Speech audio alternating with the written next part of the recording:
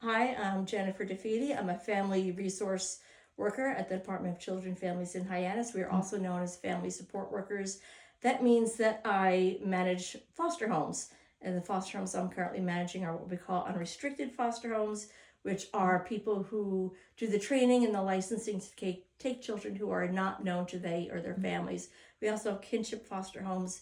They take children to whom they're related or they might know through the community.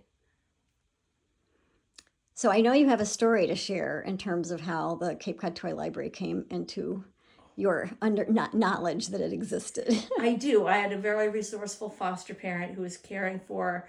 She took him as a baby, and it was going to be a short-term placement. And a year and a half later, um, he was still at her home, and by that time, he's a toddler, and he had a habit of greeting anybody at the door very happily. And as a highlight of my day, you go and you're greeted by a beautiful toddler at the door. But this time, he was extremely excited about something. The moment I got in the door, he kind of squealed and took off like a rocket through the house. It's a big house, and trying to keep up with him, and came into the den and kind of presented this room full of amazing toys. There was a tunnel, there were trucks, there were building blocks. I looked at the foster parent and said, did Christmas come early? Because he's immediately diving into the tunnel and doing all these. He was just ecstatic and overwhelmed with just joy.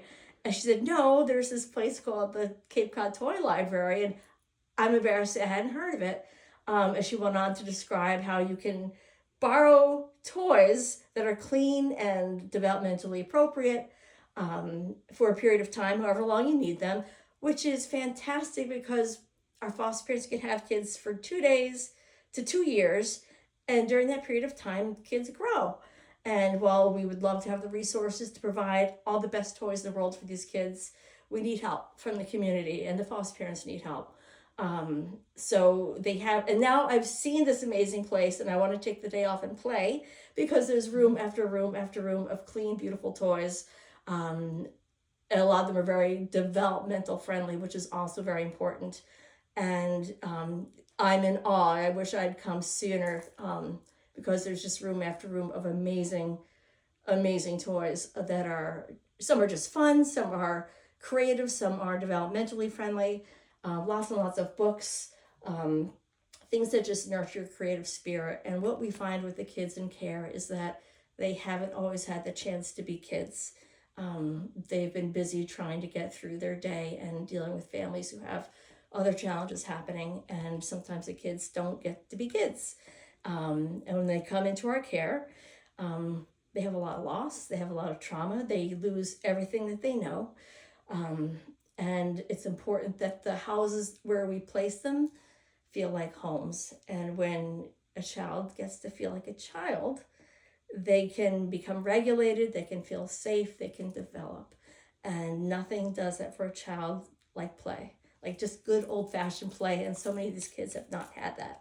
I have another story. Can I tell you my crayon story? Because I've done this for over 35 years, and I almost burst into tears when this little girl did that.